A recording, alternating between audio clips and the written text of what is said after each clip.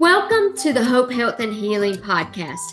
I am Michelle Hannah Fields, and I am your host for episode 10, where my friend, Dr. Gail Burgos, joins us and talks about her journey of faith and some of the things that God has brought her through and how He has worked in her life. So sit back, relax with your favorite cup of coffee or beverage of your choice, and let's take a listen to Gail. Well, I am joined today by my good friend Gail Burgos, and just a little background on us. Yes. So we went to the same high school, and I met Gail through band. We both played clarinet, and I was second chair clarinet until Gail graduated. And then I moved up to first. But I just remember just learning so much sitting by you during that time, and just admired you for just, your character, your love for people. Even back then, you just had a heart to serve. And I just remember just watching that and admiring you for that. And just, you were just so cordial and friendly to me, and just really just fell in love with who you are. And then our paths went separate ways. Yeah. And then I don't know if we came back together on the tennis court or at TSIS first, but our paths crossed both places again. And, just you had not changed. You were the same person that I knew, just older and wiser, and, it was but the same character that I remember. And so thank you for being my guest today. Thank you for having me. I'm so excited. Yeah. Well, like I said, I've known you for a long time, and so I really would like for you to share, like, if I were to meet you for the first time, what would you want me to know about Gail? Oh, wow. To unpeel the onion, yeah, so to speak. Well, I guess I can start back where you started, how we met in high school days. Yes, you were right. We sat next to each other. I didn't quite remember the order, but I think you were right. Girl, you're number one. Well, it was that camaraderie and, the team building that we had, and just that whole organization, and being in music together. Mm-hmm.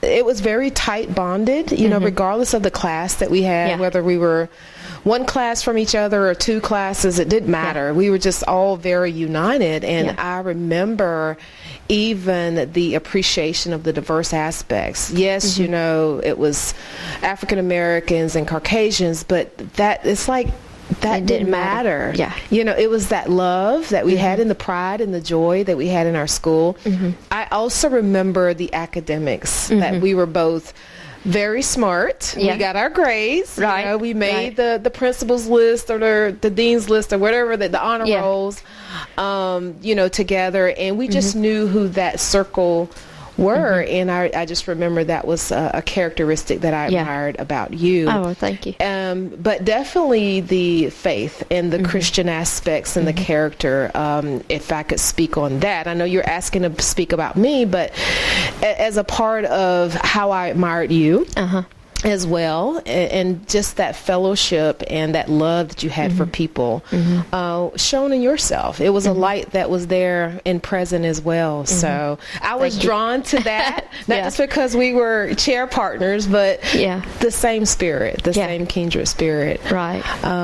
So, coming up, I did not go away off from high school. My father passed 3 months prior to me graduating high school. And that was one of those, what they call now, traumatic events, looking back. Being an only child, raised as an only child, and being very, very close to my father. He was the superintendent in the neighboring county, in Talbot County, growing up in education and in that circle of education as well as faith. I must admit, I was a church kid, typical church kid. We went to school, we went to church Monday nights, Wednesday nights, Friday nights, Saturday you come and you fix up do the hospitality, and then all day Sunday. So all of that coupled with an education, that was my upbringing, and so to lose him at an early age, I was 17.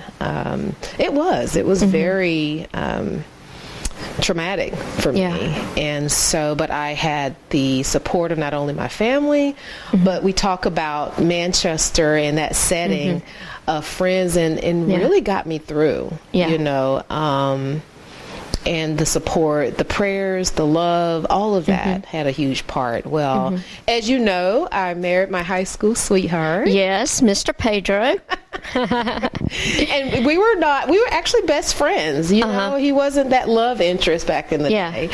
And we married shortly after Dad had passed, and I graduated high school.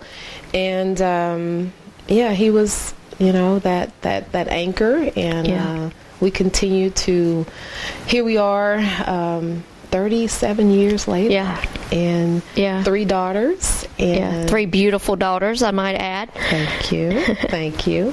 Went off to college together at Columbus College. It wasn't CSU at the time. And that was kind of my early adult life. So. Now, what did you? I know you worked at TSIS, but what was your degree at Columbus? In business. Okay. I had a bachelor's of science. in management. Okay. What did you know, that you were destined to be in leadership way back then, or was that something that was not even a blip on the radar? What kind of, because sometimes we know at an early age what our calling is, and sometimes, like me, my calling that I knew and I thought I'd be it till the day I died was a computer programmer. Right. I knew at the age of probably 8 or 9 that's what I was going to be. And then God, I think sometimes he laughs at our ideas. True. Even though he blessed that. Right. He had another idea for later, and that was really a stepping stone for me. Right. But what about you? Did you know your calling at an early age, or did that just develop over time? Oh, that is a great question. So I have been asked that question before. And ironically, my father, by the time I was 8 or 9, he took me to the Baseball Hall of Fame. And Dad was all into knowing your history and being all academically inclined. And, I was an avid reader back then. And so going to the Baseball Hall of Fame, he asked me the question, and there was this big, huge mural of Jackie Robinson in there. And he said, "Young lady, who is that?" And like I said, I was probably about 8 or 9 when that happened. And I said, "Oh, I know that question. I know who that is. That's Jackie Robinson." And he said, "It is. But he was much more than just Jackie Robinson, the first Negro to break into the major league. He was much more than that. There were so many that could have had his athletic talent that could have did what he did, but he was selected because he had the character. God chose him to be that leader because he had the endurance to handle everything that came towards him, right? So that the others could proceed behind him. And he said, "And you, young lady, are going to be a leader." Oh, wow. And he told me that at 8 or 9 years old. Yeah. And it was funny because I then started to watch myself, not to the scrutiny of, am I really a leader? But it was those characteristics. Like, I was always being selected to be the captain of the kickball, or I was a leader in church, a junior leader. And then, of course, in school, I was vice president, of the school classes. And so I started to watch that. And once I got into leadership at TSIS, I looked back and reflected on all these things, whether it was in my church, whether it was in my community. And growing up, I was that person, not so much as I'm stepping out and taking on that role, but it was that people would naturally gravitate to me in that capacity. Right. And so Dad saw that in me Yeah. at an early age, and he just pointed out, that's your gift. Yeah. That is your calling. That is Right. what you're supposed to be. So no matter where I am, no matter what capacity, that just tends to be the characteristic that bubbles up. Yeah, and looking back as you say that, like I can remember in high school, you being in some leadership positions and a cheerleader, but you weren't just a member of the squad, like you were a cheer leader. Right. You were leading people that were your peers in every aspect and every place that you operated. And then at TSIS, I would sit back and watch as I saw you progressing in leadership. And, I would be like, I knew her way back when. And, I could attest to your character. And I would say, like, Gail she is a woman of integrity. And, it doesn't surprise me that God is elevating her, to these positions because of that, And even in the tennis world, like you were a leader on your teams, right. Whether you were captain or whether you were a player, you were a leader on those teams. Looking back, at my life, I never saw myself as that leader. But I can look back and see leadership positions I held. That's right. And so even though it was not, it took me a long time to accept the fact that I had leadership qualities. So it's ironic to me to hear you say that you saw that in yourself, but you were not portraying yourself as, look at me. You were a very humble person, a humble leader, and I think that's what God uses.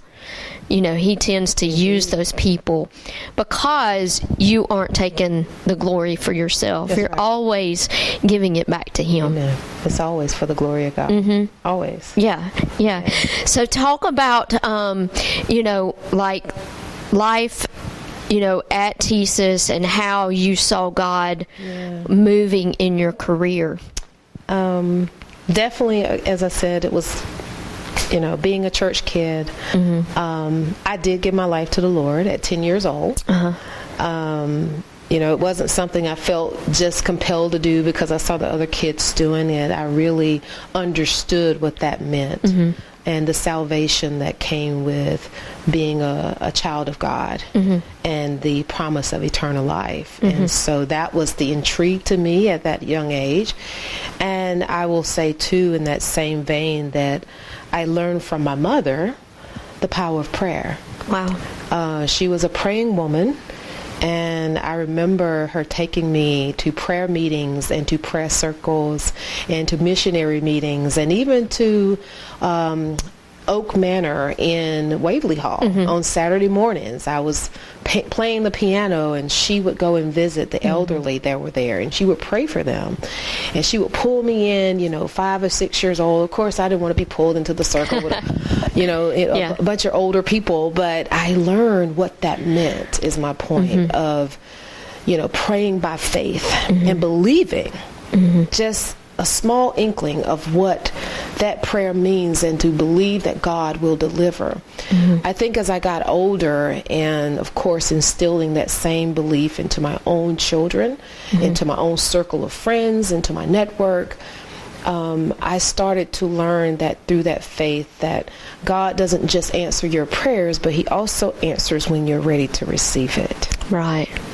And so when we talk about the journey at through work and my career and how that progressed, it wasn't just the stepping stones of the progression.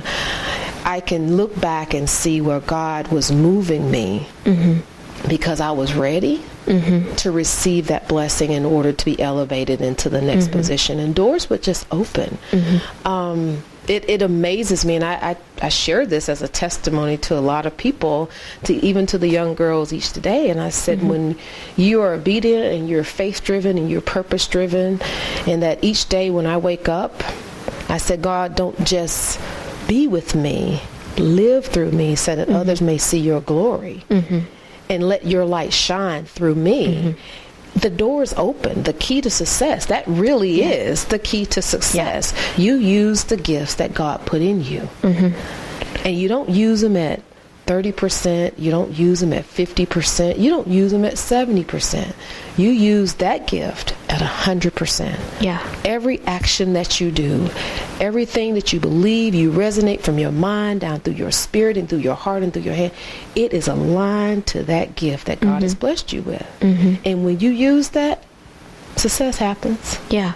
It's not even a question. Right. And so it doesn't matter where you navigate, whether you're at work, whether you're in your community, whether you're in your church, whether you're with your family, everything is aligned to God.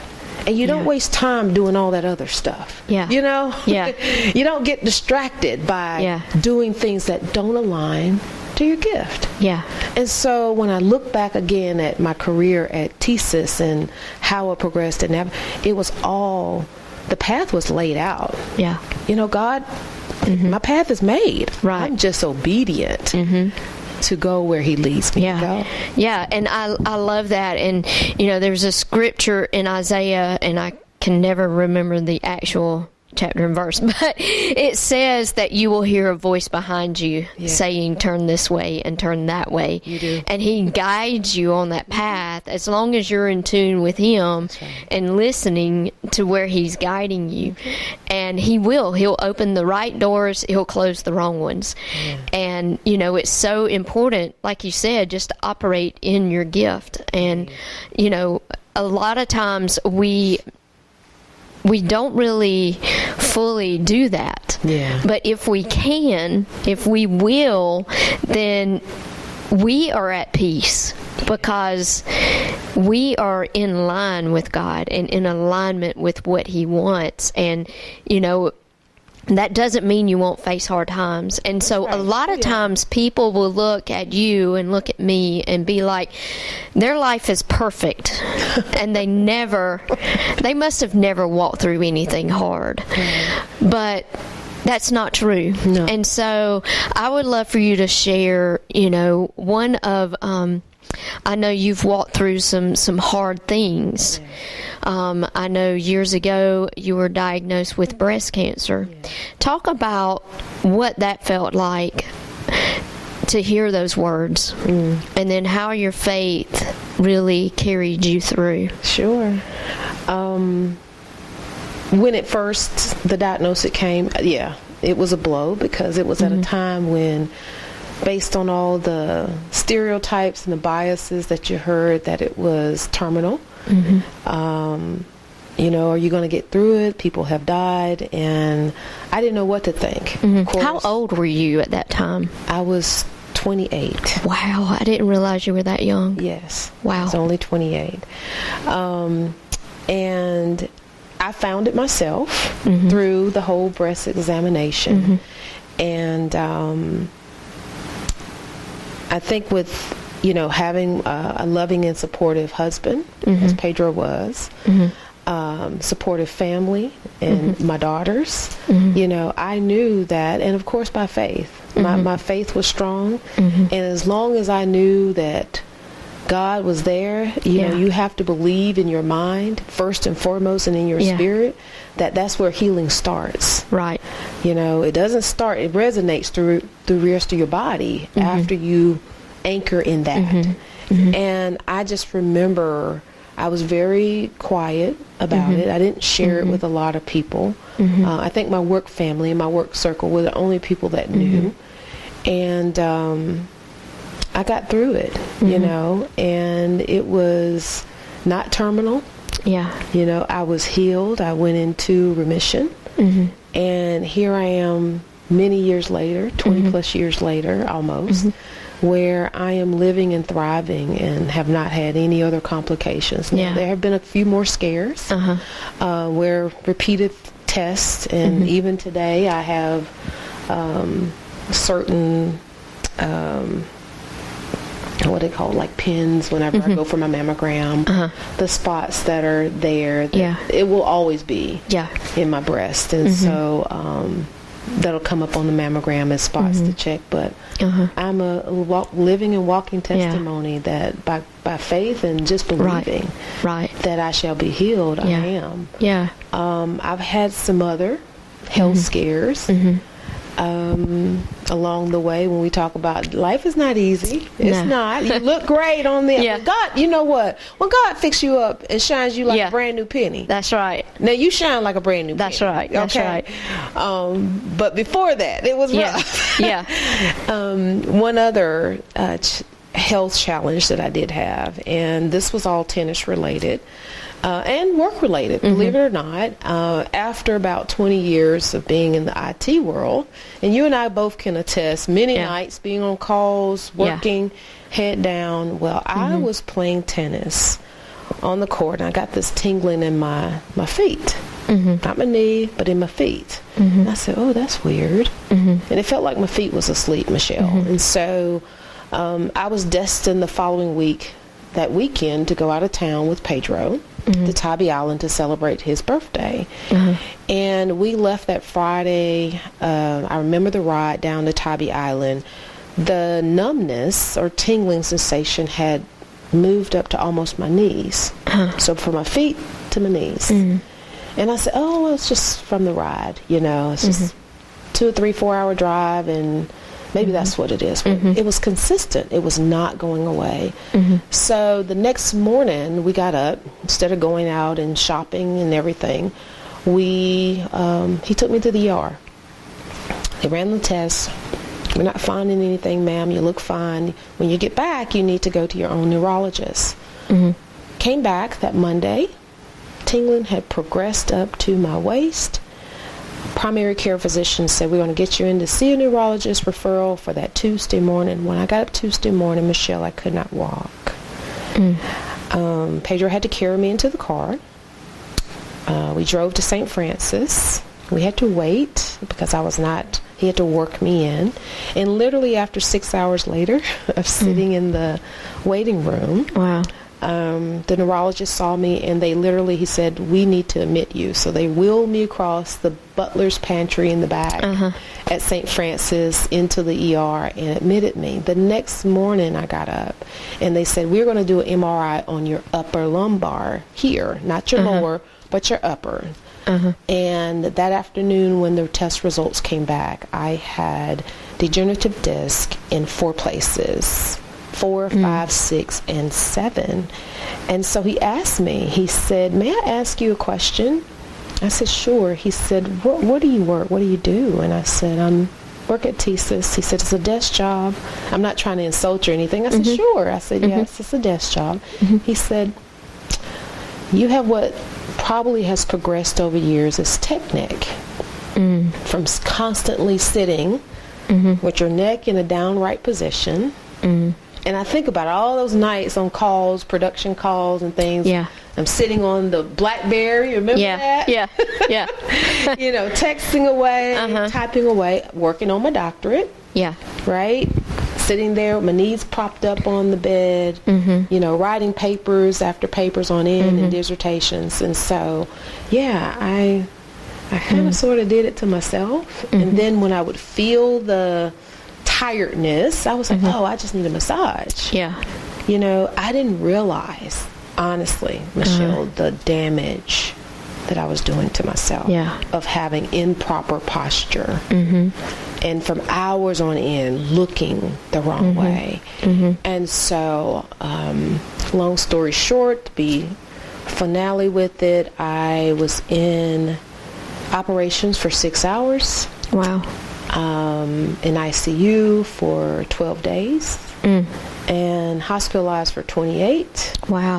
And when I came out of St. Francis, I was in a neck brace for almost 6 months. Different variants. But here I am back out on the tennis court. I'm walking. I have neck fusion in my neck. But you would never know that I had Yeah. You know, and we were talking before we started recording, and I had forgotten about that, that you had walked through that. But I remember that time very well, you know, and just remember all of us being like, oh, my goodness, like, Gail is having this major surgery, and just not even knowing what the outcome would be at that time. Yeah. How did you see God carrying you through that time? From day one, at that moment when I did not know what was wrong with me, I'm like on the internet, you know, Googling all kinds of, you know, is this meningitis? Is this bacteria has attacked my body? I did not know. Well, when he diagnosed me, the neurosurgeon came in and shared that I had degenerative disc. He said, I'm going to send a neurosurgeon, Dr. Scott Bell, in to see you later this afternoon, and that may be one of your options. So I sent Pedro home, and I said, please go home, get a shower. I said, it's going to be later when the doctor comes in. Well, he actually came in a couple hours later while Pedro was gone, and he was in scrubs.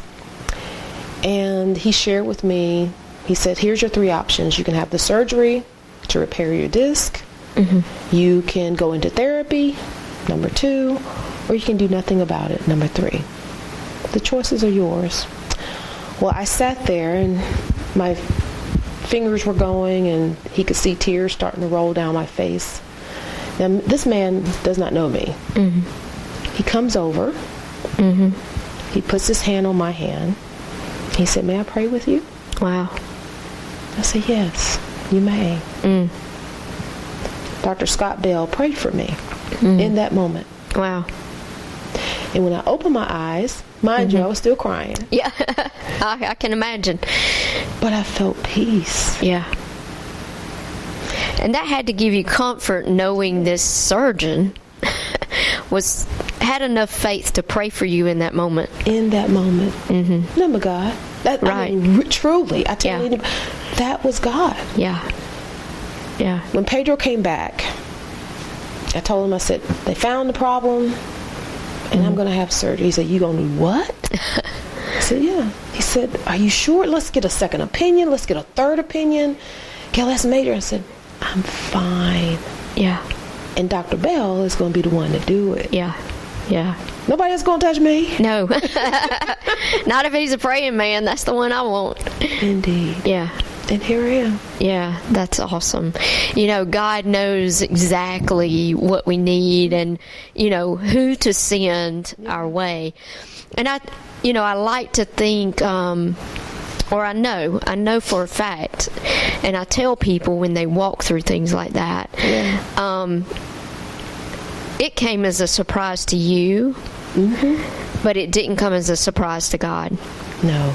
He already knew, and he already knew how he would bring you through, who he would use to bring you through.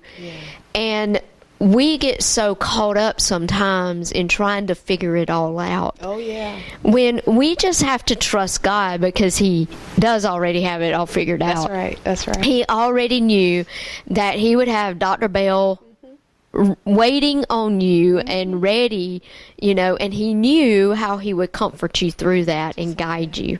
And I love that. That's so powerful. Pino, when she came, Pino was a dear friend. Yeah. You know, I didn't tell a lot of people, you know, even at work, what I was going through. I even told my daughters who were off at college, I said, Mama's going to be fine. Don't come home. Yeah. I wouldn't let them come home. I was like, I'm good. Yeah. When she came in the room, she said, oh my goodness, Burgos, there was something about you. You just had this peace, calmness about you. Yeah. Like no other. Yeah. She said, I'd never seen it before. Yeah. And, you know, here it was, major. Right. You know, major surgery. I'm temporarily paralyzed. Unable to walk, Yeah. paralyzed. But I was at calm. I was at peace. And I said, that's how I feel. Yeah. And that only comes from the Lord, that kind of peace. And, you know, so walking through that, and then I can remember, because our tennis teams played against each other all the time back then. And I can remember just, people saying we don't know if Gail will ever be able to come back to tennis. Yeah. And just, I can remember, I believe our teams were playing each other one of your first matches back. It may not have been the very first one, but I can remember that, and just knowing like what I would feel coming back on the court.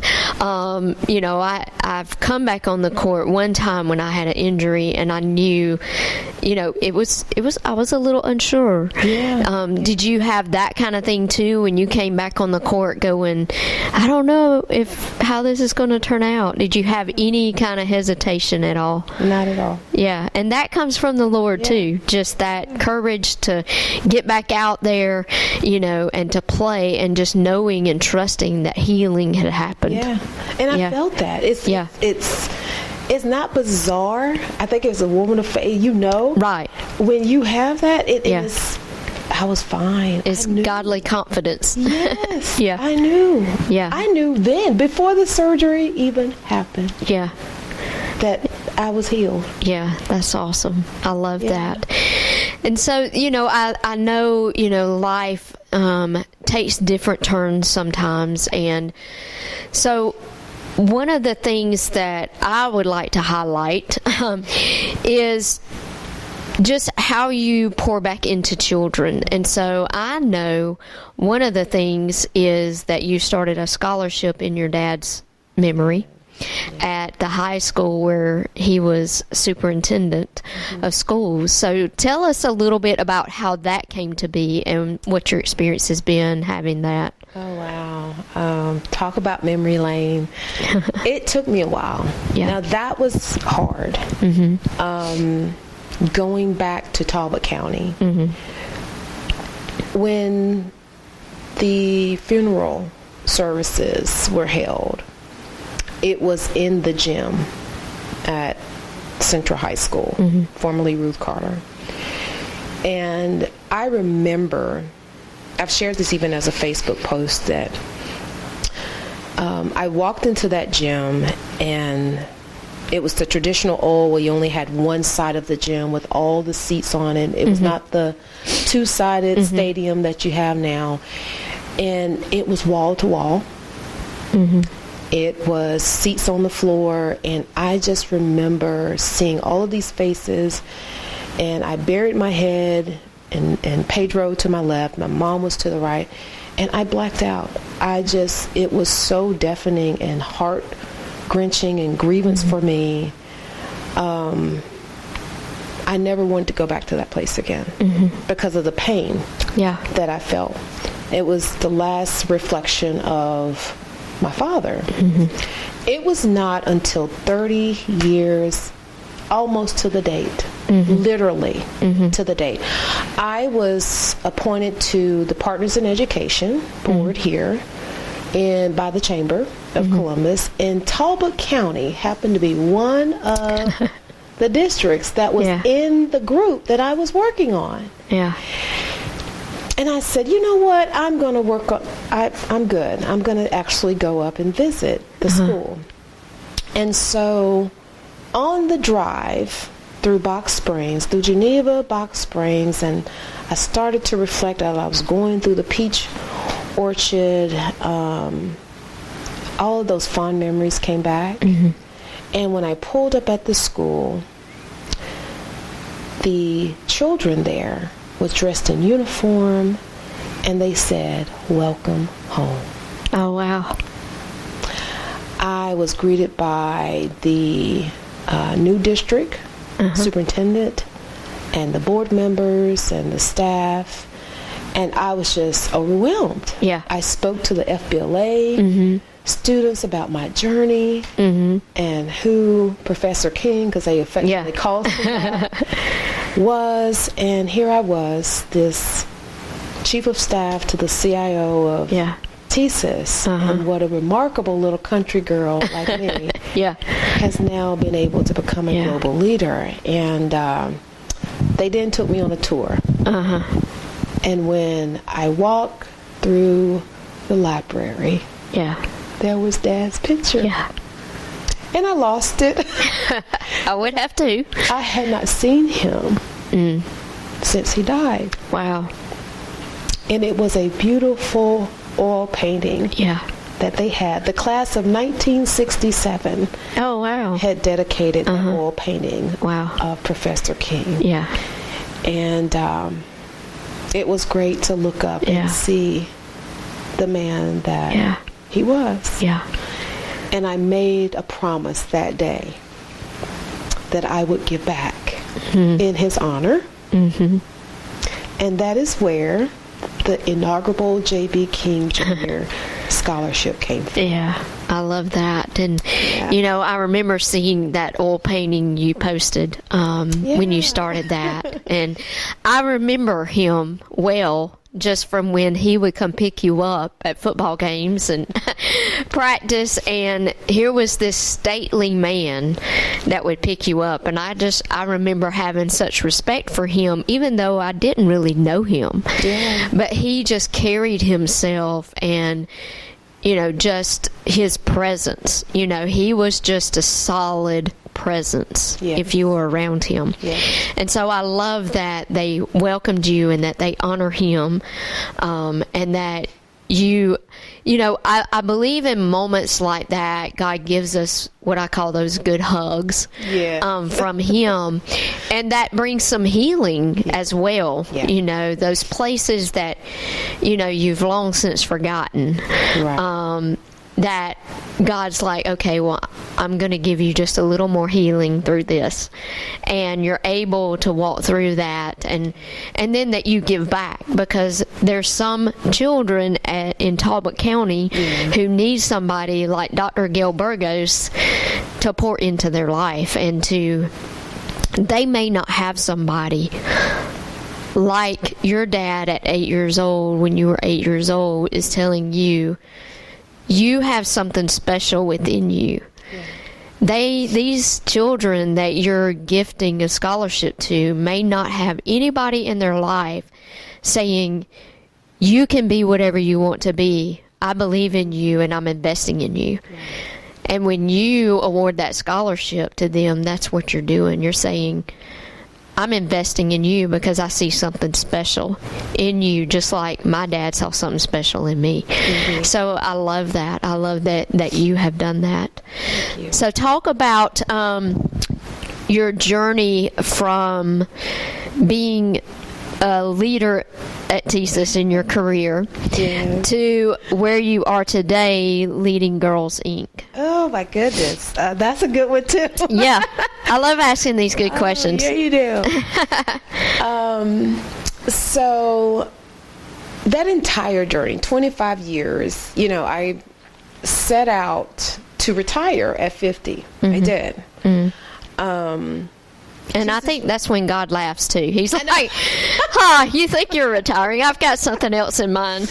Right. Well, financially, I had went through the parameters and the protocol, and TSIS was great. Being a partner of Synovus, we had that financial literacy and guidance to help us with stocks. Able to purchase stocks and invest into Fidelity accounts, and that was just such a great benefit. Yeah. So I did all that, right? And I knew I was going to qualify at 50 years old that I could retire. Well, we all got hit with what? The pandemic. Yeah. Yeah. And the merger. Yeah. Happened. And so I was not planning, when it moved up under global payments, I was not planning, even though I qualified to retire, I was not planning to retire yet, because by that time I was the diversity officer and there was so much going on, especially when the country had erupted in racial uprising, and many of us who were in diversity were being tapped on the shoulder. Right, to say, call to action, what are you going to do to help this country heal? Yeah. So, a lot of work. We were all self-sheltering around that time, too, right?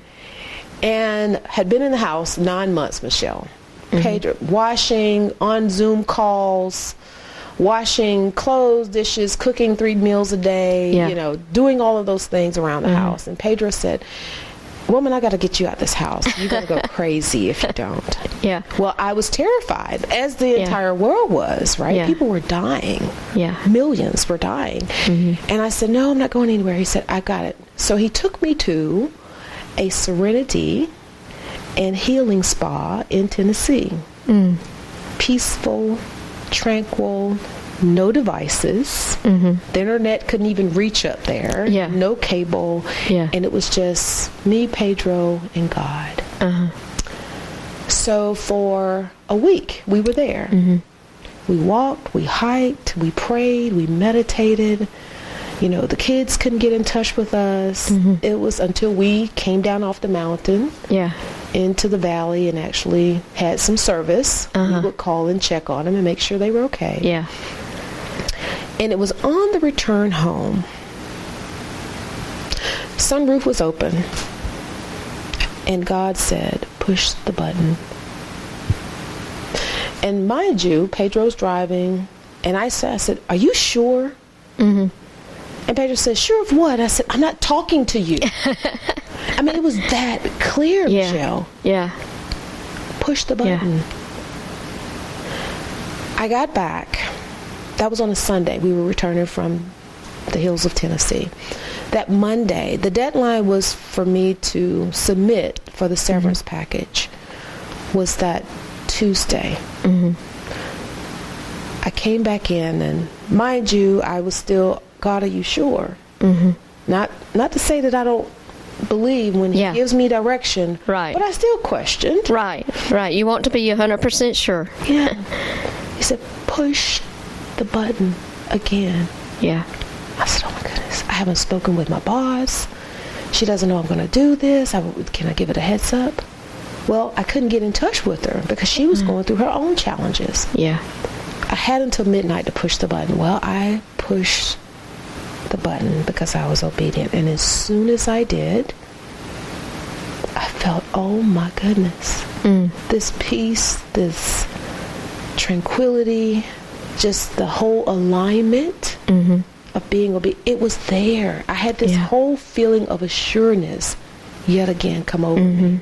And I knew. Mm-hmm. And mind you, I didn't have any job lined up.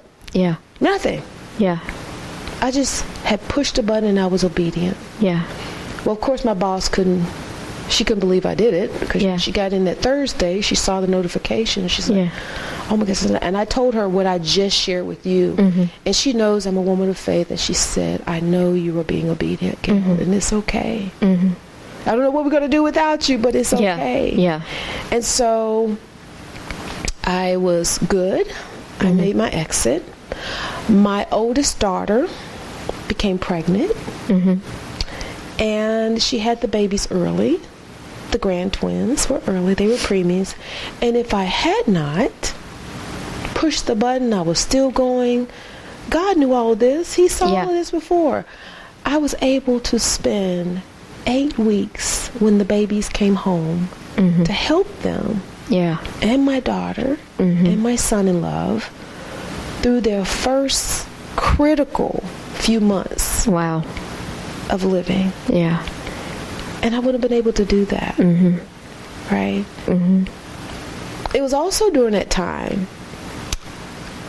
the board of Girls Inc. came calling. They knew I had retired. You know, I made the whole announcement, I'm out of here. Yeah. And they knew. And they said, well, will you serve as the interim executive director? The executive director just resigned. And I said, I'm going to give you 90 days. Yeah. I just retired. I'm enjoying my new grandbabies. Yeah. Pedro and I are traveling. You know, the world was just starting to back up a little bit. And I said, no, I'm not. Of course not. 90 days. That's all you guys are getting. And oh, my goodness, Michelle. I walked into that building. And mind you, I've been around Girls Inc. for 20 years because all of my girls were Girls Inc. girls. Right. And I was that parent. I was that volunteer. And when I was even at TSIS, I did financial literacy with the women of TSIS. Right. We would go in every month and teach the girls financial literacy. It was called Project Cookie Jar. Oh, wow. And so I've been around Girls Inc. all this time. And I said, and I was a board member, and I as well. And I said, well, I'm just going to give you 90 days until you find the new executive. You know, I'm enjoying retirement. And like I said, I walked in. I fell in love with those girls because I got to see them every day. Yeah. I fell in love with the staff. Yeah.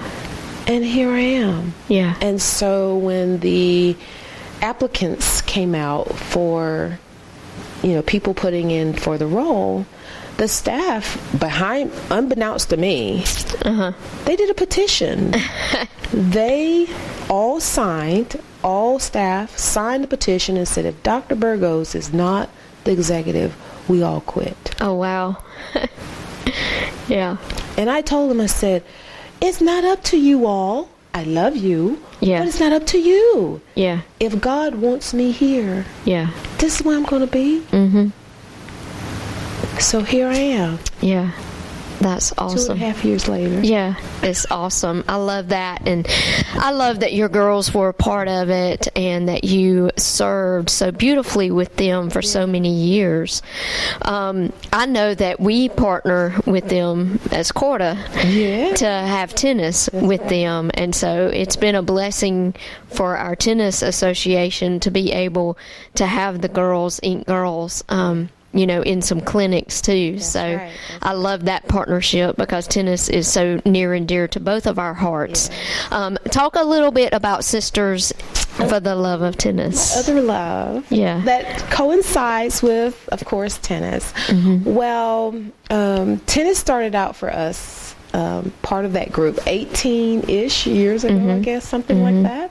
At 2-5. I didn't put a racket in my hand until I was 35 years old. Right. And several of us, Angel Degree, Sabrina Latham, Deanne Huff, we all started playing tennis together. And Larry Mims put us on the team. Yeah. I loved Larry Mims. Oh. A beautiful soul. What you mean? Yeah. What you say. He was. And it didn't matter. You know, where you came from, what your background was, your demographics, your diverse asset. If you wanted to play tennis, he didn't care. He wanted to teach you tennis. Yeah. So he pulled our 2-5 team together, and it was just beautiful. Was Bobby Starr on that team? She was not. Okay. But she was part of Larry Mims. Yeah. So he had a couple teams that were out there. And at Willow Creek that we all played. And so with Deanne and myself, Sabrina, Angel, we were all together. Pam was at a level higher than we were. Dawn joined a little later, Dawn Harper. And we just stayed together. No matter if some of us got bumped up to the next level, or, you know, we stayed where we were. We just always stayed together. And it was probably around 10 years ago, we started the Larry Mims tennis tournament in Larry's honor, because unfortunately he passed due to heart issues. And the benefits benefited the American Heart Association. We would host that tournament in his honor. And it was after that we decided as a collective group to form a formable nonprofit organization, which we call Sisters for the Love of Tennis, to continue to be able to sponsor and support underserved children in the Columbus community with scholarships. And so, because that's what we started actually splitting the money and the proceeds between the American Heart Association and the scholarship. And so Sisters for the Love of Tennis became around because we wanted to take the proceeds specifically for the scholarship opportunity. And that was 2019. Yeah. We became incorporated, and then the pandemic hit. Yeah. So we are still formally incorporated. Our nonprofit is 501c certified.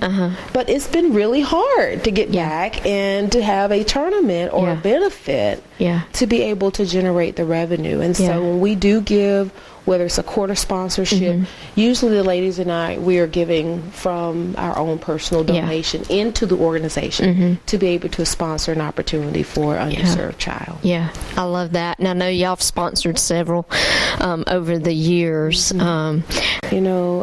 Every day, I do wake up. That is my prayer, truly. I have a prayer room off to the right of my bed there, and I can, the old prayer room closet. Yeah, the war room. The war room. Okay. Yeah. I made that. I made that in my home, and every morning I wake up, and that's part of my meditation, my prayer, and I always close with, God, live through me. Yeah. So that others may see your glory. Don't just be with me. Yeah. And that's my prayer too, in the same kind of concept. I say, hide me behind the cross of Calvary. So that when people see me, they're not looking at me. That's right. And so I love that. And, that is what God does. And He does do that through your life.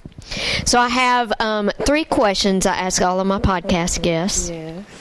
So the first question is, if you could only have one scripture in the Bible, what would that scripture be? Psalm 23. That's my favorite.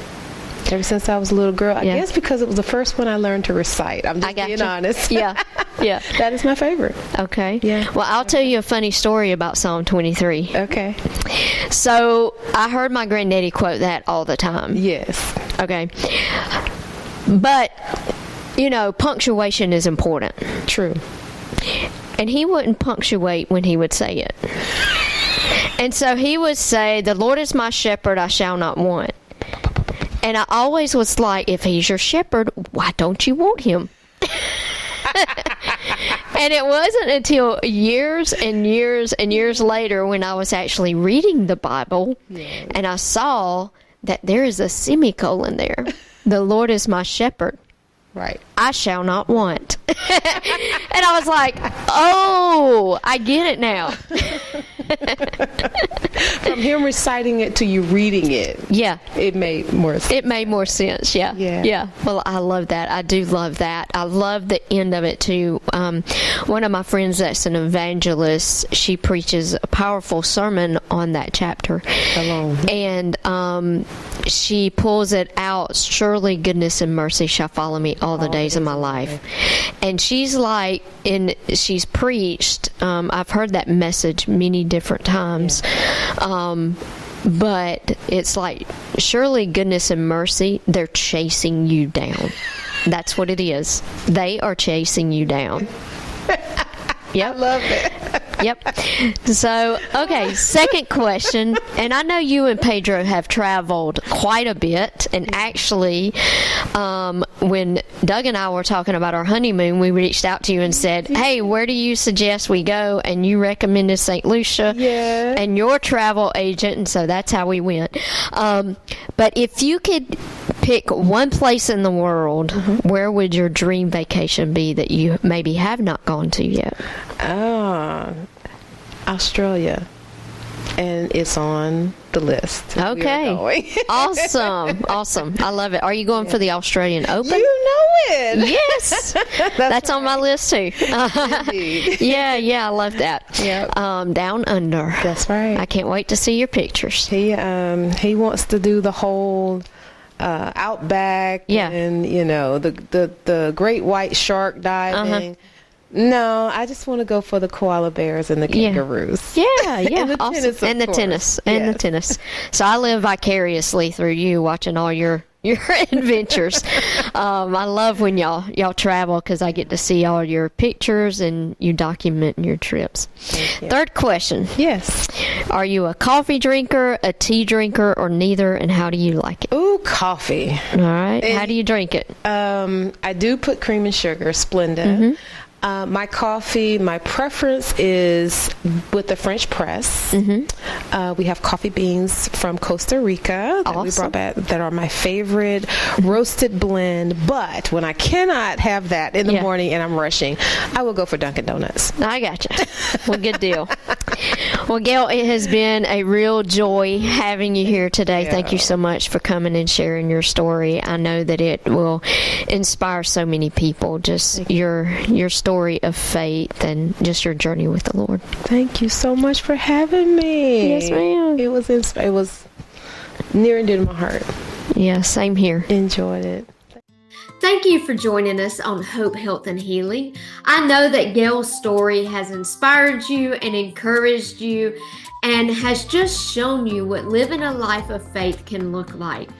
I trust that you have heard something today that you can carry forward with you in your own journey, and that her words have just brought some strength and some hope to you today.